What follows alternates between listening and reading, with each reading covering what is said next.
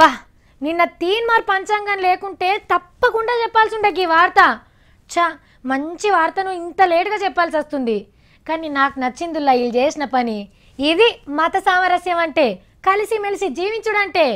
ఎంత ప్రేమగా దేవుణ్ణి కొలుసుకున్నారు. పర్షన్ కావాల్సిన పనేం లేదు. వీళ్ళు వచ్చింది కూడా గుడికే.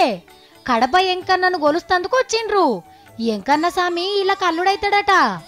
ఎంకన్న లగ్గం చేసుకున్న బీబీ నాంచారమ్మ ఇల్లింటి ఆడిబిట్టనేనట. హాగో గందుకే పతేడు ఉగాది నాడు కడప నగరంలో ఉన్న వెంకటేశ్వర స్వామి గుడికి వస్తారు. బెల్లం, చింతపండు, చెరుకు రసంతోని తయారు చేసిన ప్రసాదాన్ని నైవేద్యంగా పెట్టి కొబ్బరికాయలు కొట్టిపోతారు. అందరినీ చల్లగా చూడమని అల్లుంతాన దీవనార్థాలు తీసుకుంటారు. ఇది వెనకటి సందొస్తున్న ఆచారమట. హిందూ ముస్లిం బాయ్ బాయ్ అని చెప్పుకునేందుకు ఇక ఇంతకంటే ఇంకేం కావాలి. ఇక ఇదే ఉగాది నాడు కర్నూల్లా కల్లూరి చౌడేశ్వరి తల్లి గుళ్ళే ఎరైటీగా చేస్తారు పండగను.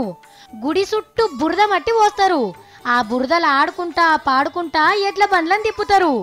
బురదల దిగబడ్డ బండ్లను గుంజేదందుకు పోరగాన్లు పడే తిప్పాలు చూస్తుంటే అదో సంబరం అనిపిస్తుంది ఊరోళ్లకు. పండగ నాడు శుద్ధిగా ఉంటారు కానీ ఇలా బురదల ఒర్రుడు గమ్మత్తుకున్నది కదా ఆచారం. ఓహో మన సీమ సింహం బైరెడ్డి రాజశేఖరుడు. జరుగుండ్రయ్యా జరుగుండ్రి, బైరెడ్డి వారి బండి వస్తుంది.